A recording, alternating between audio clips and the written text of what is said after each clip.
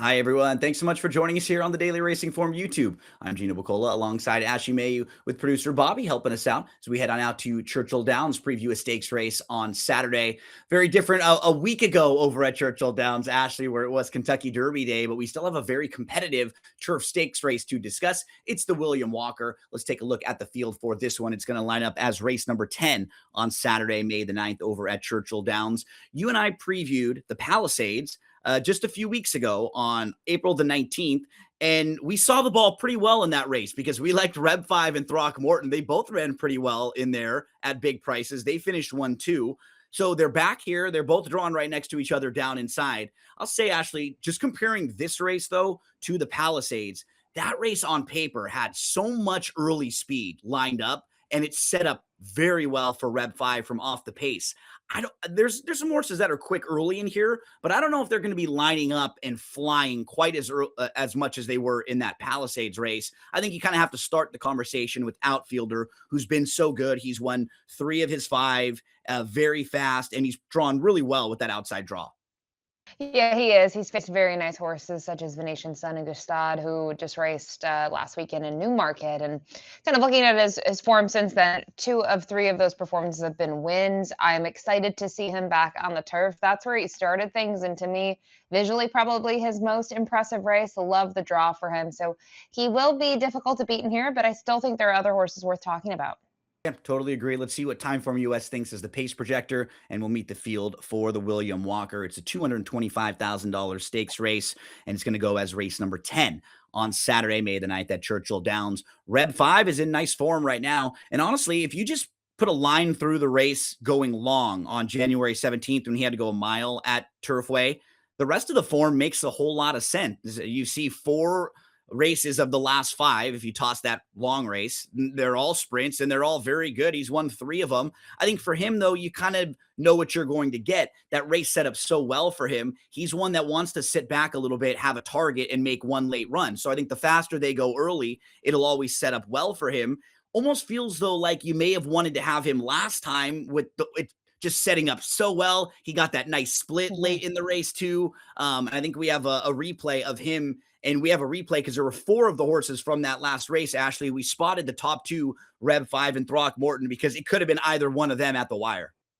It could have been. And you mentioned the pace was on 21, 44, and 357 and 1 for a final time of 104.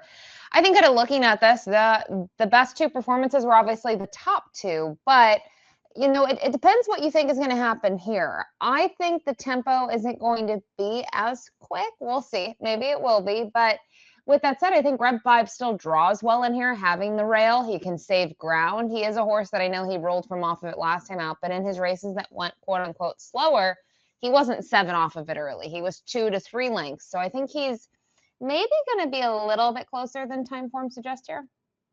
Throckmorton is multiple stakes placed, Ashley. He's run back-to-back, just bang-up races at Gulfstream Park on the synthetic 2-back. He had a little bit of trouble kind of in between horses, and he was a very good second. Last time out, it was one of those that was almost too good to lose. He was the one that moved early into the fast pace. He was right there, and then Reb 5 just nails him right on the wire. If you're just thinking about the way this race shapes up, he should get a fantastic trip, maybe get that sort of same trip again where he can get the jump on some of the deeper closers in here. I think he has every opportunity again right back to just be a major player here. Yeah, I agree. I really don't have any knocks on his form. I know maybe No. you want him to win his last 2, but he's kind of making his move and he comes up a little bit short.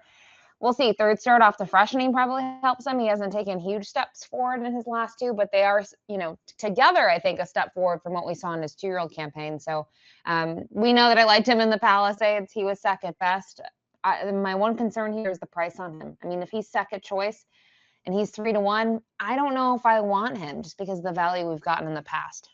Twilight Delight is a stakes placed at the age of 2, was 3rd in the Speakeasy last year. The overall form isn't bad when you just look at it. The concern is that he hasn't raced since October, and he would need a career best off the bench. He did have some legit trouble last time out. What do we do with Twilight Delight? Yeah, this is going to be a wait and see approach for me. I mean, kind of looking at the first start in the career, I liked what we saw, took them gate to wire, but hasn't been able to make the lead in those 2. And I don't know which race I like better. I probably like the race at Santa Anita. I'm willing to maybe draw a line through Kentucky Downs, but He's going 5 furlongs. I think he needs to show more here from a figure standpoint. He's going to need to take a nice step forward. Sandals' Song is a stakes winner, Group 2 placed, wins the career debut in the Royal Palm Juvenile, which is coming up, I think, this weekend over at Gulfstream Park. And then following that, when you win that race, you get an opportunity to win in your in over at Ascot. And in a field of 15, this one finished really well behind a couple next out winners. So coming off of those top 2 races, had to feel really excited about the chances going into the April 19th race, the Palisades race, which was the first start as a 3-year-old. Was inside, was about 10 lengths off, angled out, got going late, didn't really show a whole lot, but that was the first start since June. After a slow start, you can understand if this horse was maybe just a little bit outrun early on. I can just figure this one's going to take a big step forward. I would not be surprised if anyone moving in this direction thinking Sandals' Song takes a step forward. I could see him getting bet a little bit, so I want to make sure he is in that 5-1-ish range. If he is, though, Ashley, he just seems like a horse who probably shook a lot of rust off last time out and would be much sharper here. Yeah, that's my thought process here, is that if you're going to look at the Palisades for him, probably needed that race. And kind of watching the replay at Keeneland, there are 2 horses that they weren't the quickest. They all kind of broke in a nice line, but Sandals' Song and another one, they sort of dropped back. And as you mentioned, had to race from the inside and just really never got going, where the horses that were moving, they were making the move earlier. I will say a little weird in the turn. I don't really know how to describe it. They tried to get this one to angle out and almost Yeah. seemed a little bit resistant or didn't know what was being asked. So I expect Sandals' Song to take a big step forward. And I think that's the logic, where when you look at Rev 5 and Throckmorton, they had races under their belt, right? They've already had that. He really needed that race last time out. And we'll see, if he's able to rekindle that form from before. But I have a feeling he's going to take a huge step forward. And like you said, if the price is right, I have no problem backing him. Rebel with a Cause is a Florida bred who has won back-to-back races, one of them on the turf, one of them on the synthetic against Florida breds, both at 5 furlongs. Just have to see one from this guy at this level. That's really what it is for me. I don't have a knock on the last 2 races, but this is a pretty sizable step up now. He'll have to deal with the 5.5 as well after, getting that 5 furlong trip on the synthetic last time out. So I go back and forth on him. He should at least offer you some nice value in here.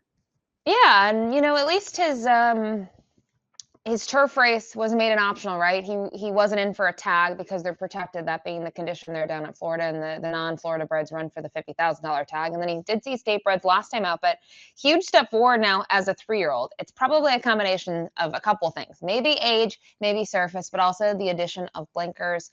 He is going to get a new rider in here, just something to note. Tyler Gaffleon's going to climb aboard.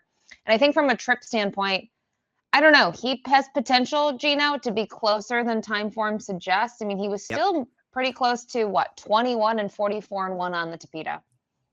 We move to Ketchum, and I felt like this might be an interesting price if you're looking to kind of spice some things up in here, because he wins his career debut at Hawthorne, so it's sort of tough to figure. We don't really know how good he is, but he goes over in January to the fairgrounds, and he wins that race really nicely, going 5.5 on the turf. He earns an 83 buyer speed figure that day. He's actually favored on February the 1st, and it says, checked. Honestly, he was done when that trouble happened, so I'm not going to use the trouble as a reason for liking him. I just think he's a horse who could get a pretty good trip in here as we talk about this race setting up.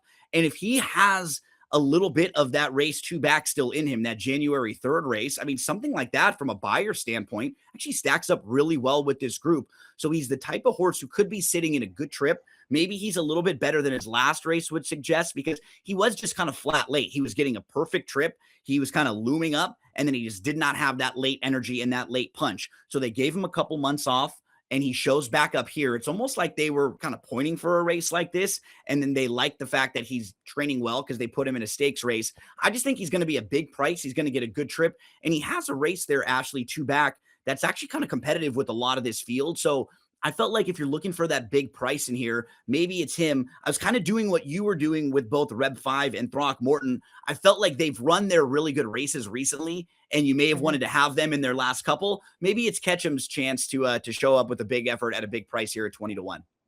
Yeah, I loved his first start of 2026 as well. You mentioned the figure was competitive. I liked the trip that he's had. It was a big field, the biggest field to date that he's been able to tackle there down at the fairgrounds. And I just thought he was much the best there. And obviously, you've talked about a lot of these horses, or at least a couple of them, right? They need to compete at this level. The 5, Rebel with the Cause, the 6, Ketchum. But, in terms of what we've seen, there's really no knocks. I think last time out, you can see they've gone to the shelf for a couple of months. Maybe he needed some time off of those 2 efforts. So if you like a 20-1 shot, Gino, I'm never going to talk you off of him.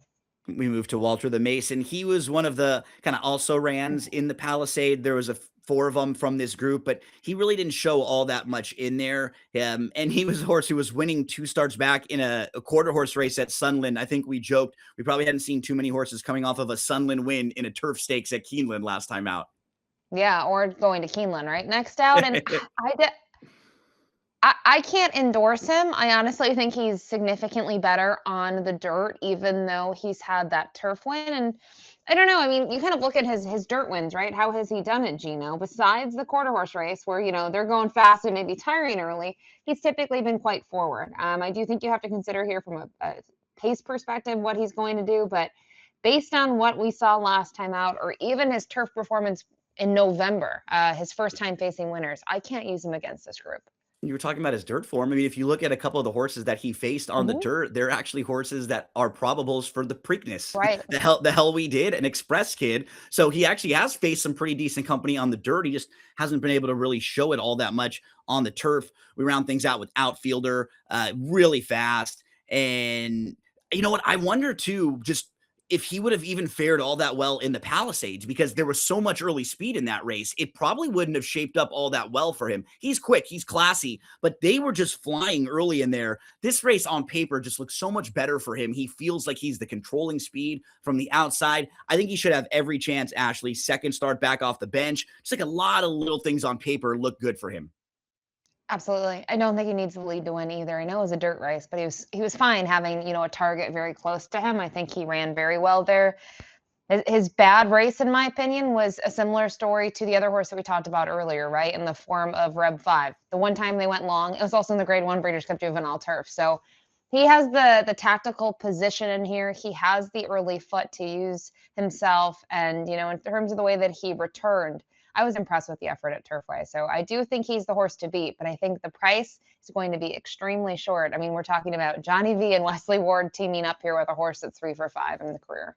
Yeah, and there's not a lot to knock on him except for the price, and we'll get to that in just a moment. So Bobby is our producer, and Bobby's helping us out with the selections. Ashley, where are you going to stack them up? How do you want to end things here? Are we going to go to the chalk with Outfielder, or are we going to go in a different direction? Yeah, what I like, we're both looking for a little bit of value here. 5, 6 to 1 or so. That should be a really fair price if you can get that on Sandals Song.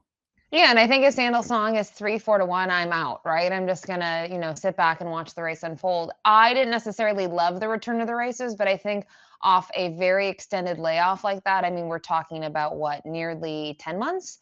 That a horse like that can take a huge step forward. Probably got a little bit of fitness out of that race in terms of returning to the workout tab. Just one really sort of, in my opinion, maintenance drill, 39 there for 3 furlongs on the training track out at Keeneland. I expect him to take a big step forward. He needs to, but hopefully that last out effort sets him up to do so. You have the right 4 horses, the really logical 4 horses in there. I got a little bit outside the box with Ketchum just because I really did like that second race, and it fits based on figures. Can he get a little bit back to that? I like that they've given him a freshening, and he's the type of horse who maybe can just fall into a win. Sometimes horses are in such a good spot that they just get the jump on some of the deeper closers. Maybe that can be the case with Ketchum, who's a very fair price. So for Ashley, 4812. For me, 6281. Make sure to subscribe to the YouTube channel below. Drop a comment in the comment section. We'd always love to hear from you. How are you playing this race? The William Walker on Saturday at Churchill Downs.